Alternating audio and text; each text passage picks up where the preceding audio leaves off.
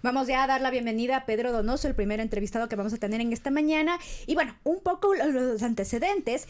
Ya varias candidaturas se anuncian, no solamente para la ciudad de Quito, para Guayaquil, también escuchaba para Milagro el día de ayer, Manabí, por supuesto. Bueno, de todas las provincias ya se van anunciando las primeras candidaturas. Y antes de analizar todo el contexto electoral, Pedro, darle la bienvenida. Muchísimas gracias por esta entrevista para Wambra. Hagamos un poco de recuento en el momento en que se encuentra el país. Salimos de un paro. El presidente Guillermo Lasso está en mesas de diálogo con sectores de organizaciones sociales. Por otro lado, nuevas autoridades de la Asamblea Nacional. El Virgilio Saquicela, presidente de la Asamblea, ha anunciado también un intento de acuerdo con el presidente Guillermo Lasso para intentar, según se menciona, sacar adelante algunas leyes frente a los anuncios de vetos que rompen totalmente el trabajo legislativo. Pedro, ¿cómo leer este escenario político en el país? Buenos días. Hola, buenos días, Verónica y Jorge, gracias por la invitación. Lo que usted hace es lo correcto. Uno cree que finalmente los procesos eleccionarios brotan de la nada y se juegan en la nada, y no es así. El proceso eleccionario se va a jugar en la cancha que estamos jugando ahora, con, digamos, los hechos que usted bien ha descrito, ¿no es cierto? Y con otros factores también, ¿no es cierto? Es decir, y lo que quiero reflexionar es que una cosa es el proceso eleccionario pre-julio y pre-junio, más bien dicho, y otra cosa es post-junio, digamos. Es decir, digamos, la paralización y la movilización nacional sí va a jugar un rol finalmente dentro del proceso eleccionario, porque provocó, digamos, todo lo que estamos viendo ahora, ¿no es cierto? Unas mesas de diálogo, ¿no es cierto? Unas decisiones de parte del Ejecutivo, unas demandas de parte del movimiento indígena, ¿no es cierto? Entonces, creo que tiene mucho que ver con, digamos, lo que pueda suceder en las urnas. ¿A qué nos estamos enfrentando? Nos estamos enfrentando nuevamente a un país con un alto pesimismo. Para mí el estado de ánimo siempre es la cifra más importante que hay que leer, más allá de aprobación de presidente, asamblea. Lo más importante es marcarle el pulso a la sociedad y a su estado de ánimo. Perfiles de Opinión, en su última encuesta de mediados de julio o finales de julio, plantea que mantenemos, digamos, el 9 de cada 10 ecuatorianos pesimistas del presente, ¿no? Sumado a 2 de cada 10, solo 2 de cada 10 confían en el Estado, ¿verdad? Y seguimos arraigándonos, o por lo menos en mi análisis, yo me sigo basando en la cifra del Barómetro de las Américas, que dice que el Ecuador es parte del grupo de países en donde la confianza interpersonal es bastante baja. 5 de cada 10 ecuatorianos confían en el otro. Es decir, el proceso eleccionario se va a dar, ¿no es cierto?, en la cancha del alto pesimismo, de la baja confianza en el Estado y de la baja confianza interpersonal. Sumado evidentemente a las crisis sociales que estamos viendo, 3.500 personas disputándose un cupo, digamos, para ser atendidas en el IES, por ejemplo, ¿no es cierto? Los altos costos de la vida, el Ecuador que sigue perdiendo arbitrajes, ¿no? Es decir, todo ese contexto, digamos, va sumando y nos puede decir en qué cancha se va a jugar el juego del proceso eleccionario. Pedro, bienvenido a Wambra. Hace unos días conversábamos en análisis con Javier Flores con motivo de la conmemoración de la independencia de Guayaquil y los discursos políticos. Justamente en el evento de conmemoración, la alcaldesa de Guayaquil, Cintia Viteri, ya hacía sentir un distanciamiento mucho más profundo frente a las elecciones sobre a quién endosar la gestión del gobierno central. Tú nos hablas de un nivel quizá de lejanía de la población frente a la gestión de todo el Estado, pero acá hay puntos que se diferencian de la gestión tanto local como nacional. Y vamos a correr elecciones locales. ¿Cuánto incidirá esa ausencia del Estado central en la localidad y el endoso del voto al juntarse al partido de gobierno? Jorge, yo le cuento, ¿sabe lo que yo hago para intentar analizar? Regreso a ver a los 90, digamos, porque lo que estamos viviendo es un reflejo de los 90. ¿Y qué pasaba en los 90? Que cuando no había presencia del Estado, los estados locales intentaron ocupar ese espacio. ¿Recuerdan ustedes? Auquitituaña en Cotacachi, ¿no es cierto? Cordero en Cuenca, Castillo en Loja, Nebot mismo en Guayaquil. Es decir, cuando el Estado no tiene presencia, el vacío político no se queda vacío, ¿no es cierto? Hay un mandamiento en política, como en comunicación. Los vacíos no se quedan vacíos, alguien los llena finalmente, ¿no es cierto? Y eso podría suceder, ¿no es cierto? En el sentido de hay ausencia del Estado, nación, los estados locales, digamos, ocupan ese espacio. Y lo estamos viendo cuando el alcalde de Cuenca dice yo me quiero hacer cargo de la cárcel de Turi. Cuando Jaime Nebot hace una reflexión sobre el federalismo, es decir, son, digamos, fenómenos que son bastante explicables dada esta situación. Sin embargo, la cifra de 2 de cada 10 confía en el Estado puede extrapolarse a todo lo que significa el Estado, más como un comportamiento individual y social frente a la autoridad que la individualización que puede hacer el ciudadano de la autoridad. Es decir, si yo no confío en el Estado, no confío en el municipio, no confío en la junta parroquial, no confío en la prefectura y no confío en el ministerio X o Y. ¿Y qué es lo que sucede? Cuando yo no confío en el Estado, ¿no es cierto? Tengo dos formas de resolver mi necesidad. Uno, tengo que salir yo a buscar cómo resuelvo mis necesidades básicas. Y dos, yo no confío en el Estado para que sea el administrador de las tensiones que yo puedo vivir. Por lo tanto, las tensiones que yo vivo en mi vida, los voy a resolver yo solo.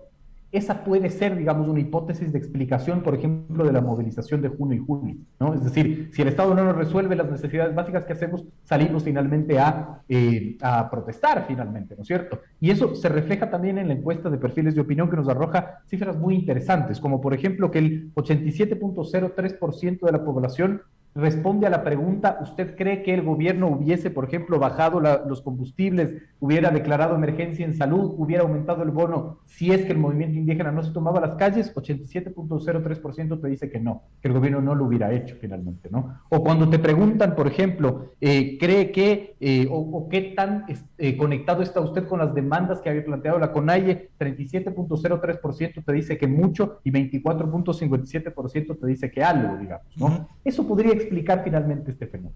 Ahora, vamos a lo que ocurre en esta semana. La mayoría de partidos y movimientos dejó para últimos días sus procesos de democracia interna. Hasta este viernes 5 de agosto pueden desarrollar sus primarias. ¿Cuán democráticos son estos espacios de las primarias de democracia interna? ¿Y qué está jugando? Parecería que se está esperando justamente ver cuál es el tablero político para generar las alianzas y establecer cuáles son al menos las cabezas de lista en cada uno de los territorios.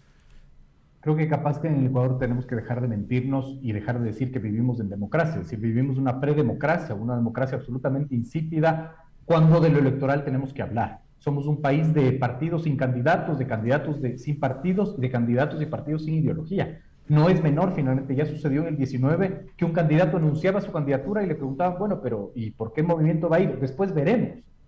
Eso en las democracias maduras, digamos, es insólito finalmente. Tú no puedes hablar de una candidatura si no tienes el vehículo principal, que es el partido político, ¿no? Y eso es lo que estamos viendo ahora. Yo en la red social Twitter señalaba ayer de manera anecdótica que en la revista La Tendencia, en junio del 2005, ¿no es cierto?, un político escribía sobre la debilidad de los partidos políticos y arremetía contra varios partidos políticos, entre ellos uno en especial, y ahora ese político va a ser candidato a la alcaldía de Quito por ese partido político.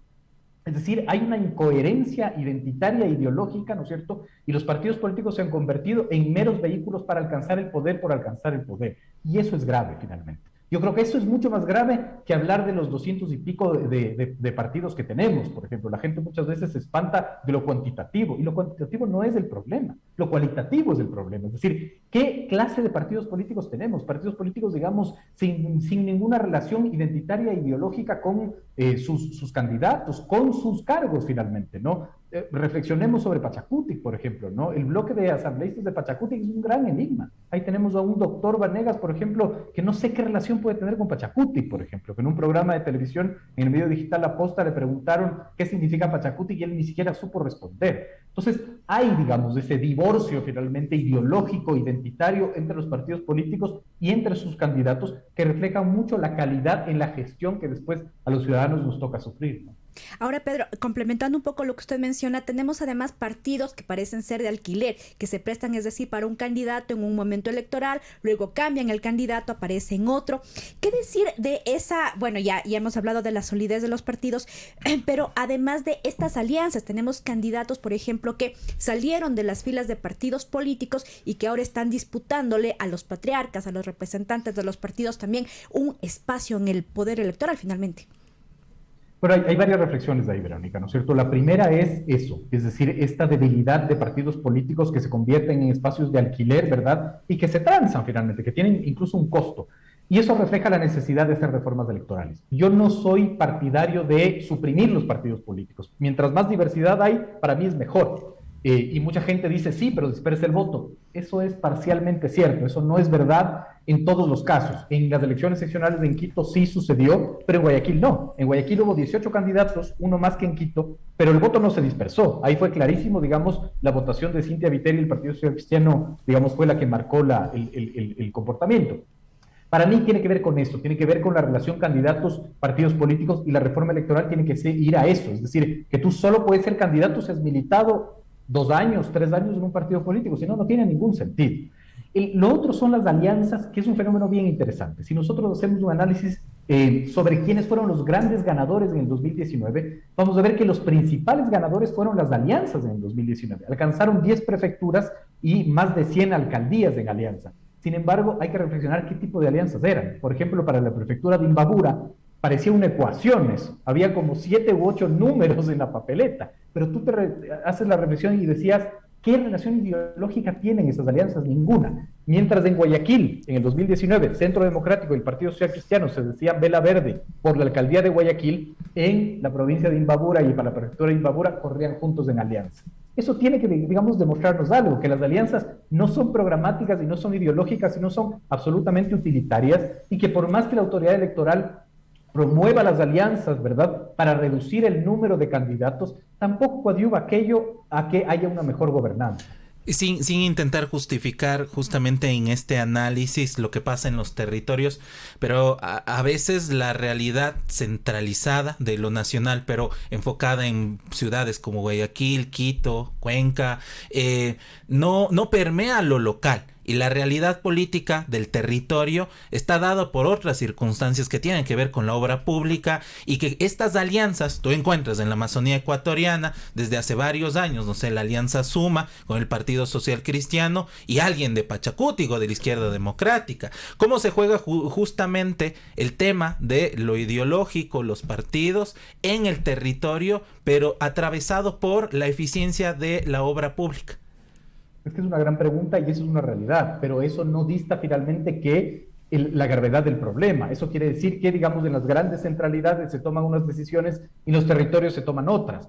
Las grandes centralidades deberían responder también a las realidades de los territorios y a la dinámica de los territorios. Es decir, eso no puede ser, digamos, la justificación, porque tiene que haber una lógica y una conducta ideológica. Es decir, ya desde nacimiento debería ser ilógico esta ecuación que usted ha planteado, ¿no es cierto? Ya desde el inicio debería ser, por más territorio que sea y por más gestión que sea, no nos vamos a unir nosotros, Pachacuti, por el ejemplo que usted dio, con Partido Social Cristiano Suma, no tiene ningún sentido. Entonces, otra vez nos están demostrando que las alianzas, incluso el posicionamiento ideológico de cada partido, varía por cada provincia. Y eso es una locura, finalmente, porque quiere decir que no tomamos en serio la posición ideológica de los partidos y nos convertimos en este país, como les decía, ¿no es cierto?, de partidos sin candidatos, de candidatos y partidos, pero de candidatos y partidos sin ideología.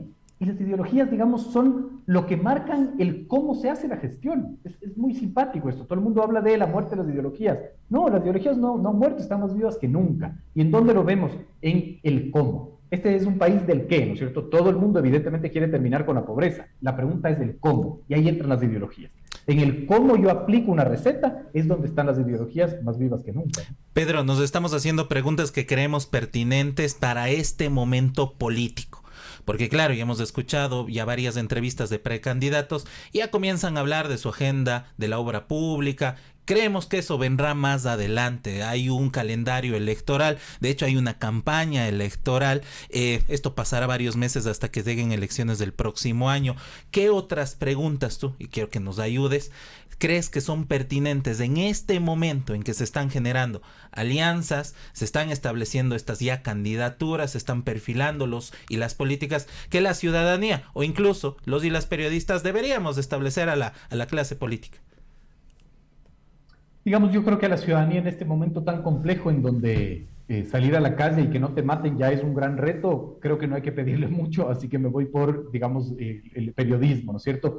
Creo que, digamos, hay que primero terminar con esta práctica, que evidentemente no es de todos, ¿no es cierto?, pero esta práctica de la demagogia antipolítica, ¿no? Yo le escuchaba a un candidato a la prefectura del Guayas decir una barbaridad en una tarima y después decir doble barbaridad. Justificar que la barbaridad que dijo, lo dijo porque no es político. Entonces ahí es como se acaba todo finalmente, ¿no? Es decir, si tu excusa es que dijiste lo que dijiste, no porque estabas equivocado, no porque eres un machista, no porque necesitas deconstruirte, sino porque no eres político, entonces estamos fregados, ¿no es cierto? Lo primero es, digamos, sí, replantear y repreguntar a los candidatos que se dicen no políticos la razón de por qué hacerlo, ¿no? Es decir, esta demagogia antipolítica que tanto daño hace, digamos, a la democracia en el país. Y lo segundo sí es la referencia ideológica, ¿no? Es decir, qué relación puede tener el candidato X con el partido Y finalmente, cómo se llegan a esas negociaciones, qué involucran esas negociaciones, cómo su plan de trabajo tiene relación con el ideario del partido político, por ejemplo, eso es supremamente importante. ¿Cuál es su plan de gobierno? ¿No? El Grupo Faro, que es un think tank muy interesante, tiene un análisis de, las propuestas de campaña, ¿verdad?, con el plan de gobierno. Y lo intentó hacer con Guillermo Lasso, por ejemplo, ¿no?, en este año. Y lo que descubrió fue un tema muy interesante, ¿verdad? Uno tiene un plan de gobierno que inscribe en el Consejo Nacional Electoral. Después ese plan de gobierno, cuando llega a ser gobierno, lo extrapola en un Plan Nacional de Desarrollo. Cuando ellos quisieron, digamos, determinar cuáles habían sido las propuestas cumplidas, vieron que la mayoría de propuestas cumplidas no estaban en el Plan Nacional de Desarrollo, no estaban en el plan de gobierno, estaban en el tuit del presidente de la República. Entonces, también hay que ir a eso finalmente, hay que ir a la formalización de las herramientas que hacen que un candidato deba cumplir finalmente lo que ofrece y que tenga relación ideológica con el partido que lo acoge, ¿no? Finalmente, Pedro, para ir cerrando la entrevista, acá en la ciudad de Quito muchos han hablado de la cantidad, como mencionabas hace un momento, de los candidatos, las candidatas que se están presentando para la alcaldía. ¿En qué finalmente se está convirtiendo la política de Quito? Tenemos ahora un alcalde que no ganó elecciones, que finalmente llegó por otro tipo de procesos, pero además un consejo metropolitano que no logra cuajar o acercarse con las demandas justamente populares. ¿Qué esperar de la próxima alcaldía de Quito? Es muy complejo, digamos, porque la próxima alcaldía de Quito viene a gobernar una ciudad socialmente fragmentada, ni siquiera polarizada, digamos. Ojalá hubiese polarización, porque creo que es más fácil unir la polarización que unir la fragmentación. Una ciudad profundamente fragmentada, una ciudad, digamos, que es el centro del crecimiento de la pobreza, o sea, Quito es la ciudad que más alberga, digamos, pobreza y desempleo. Una ciudad con altos niveles de violencia, no solo violencia finalmente ciudadana, sino violencia intrafamiliar, ¿no es cierto?, violencia entre vecinos, ¿no es cierto? Es decir, es muy compleja la administración de una ciudad en este sentido y de una provincia incluso, ¿no? Creo que, digamos, todo depende de cómo se establecerá la relación alcaldía-consejo metropolitano, ¿no es cierto?, y la relación que pueda haber en la gobernanza. Pero claro, si otra vez elegimos un alcalde que no tenga mayoría en el consejo cantonal, van a haber 4 años finalmente de que no cambie absolutamente nada, ¿no? Esto no puede estar extrapolado finalmente o entendido por fuera de la realidad nacional y de lo que estamos viviendo. Entonces, ¿qué esperar? Yo creo que no nos vienen días ni meses fáciles finalmente. Creo que quien gane la alcaldía de Quito va a tener que hacer un trabajo, sobre todo de, aunque suene horrible, de reconciliación interna, de un trabajo, digamos, de entender lo que está sucediendo en Quito, porque finalmente lo que sucede en el norte de Quito no es lo mismo que sucede en el sur de Quito, ¿no es cierto? Hay una fragmentación muy profunda y yo creo que la movilización de junio sí te va a marcar, digamos, claridad en finalmente cómo responder a las necesidades de este Quito tan diverso y tan fragmentado. Un tema que no quiero que nos quede colgado y aprovechando la conversación, se ha visto de los partidos más clásicos quizá justo una falta de solvencia interna para establecer cuáles son sus líneas programáticas, y esto se evidencia en tensiones y también en desafiliaciones y en establecer varias alas. Estoy hablando del movimiento plurinacional Pachacuti, de ahí el ala rebelde, la izquierda democrática con sus acciones en la Asamblea Nacional, esta disputa incluso hasta generacional que puede hablarse o evidenciarse quizá de la izquierda democrática, la desafiliación de Cristina Reyes del Partido Social Cristiano, que no da paso a otras figuras y mantiene quizá ahí también como esta dinámica. ¿Qué pasa frente a estas elecciones con estos cambios que se están pidiendo desde adentro de los partidos políticos, pero que no se están dando y evidencian estas tensiones?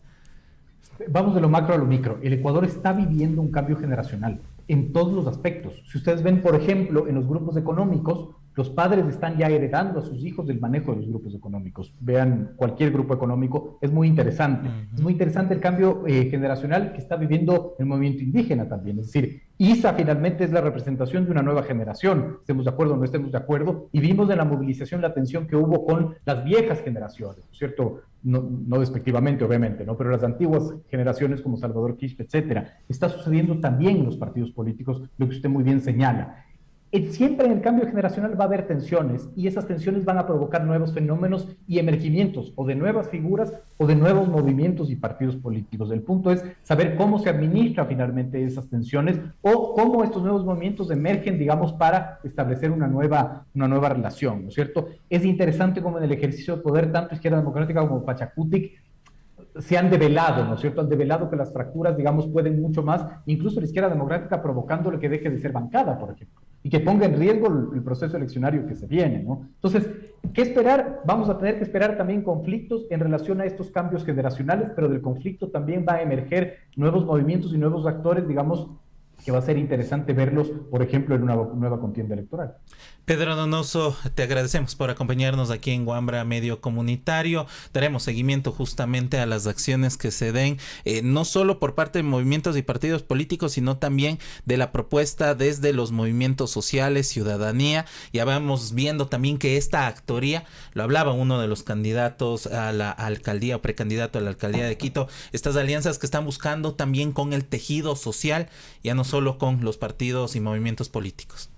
De acuerdo, les agradezco muchísimo.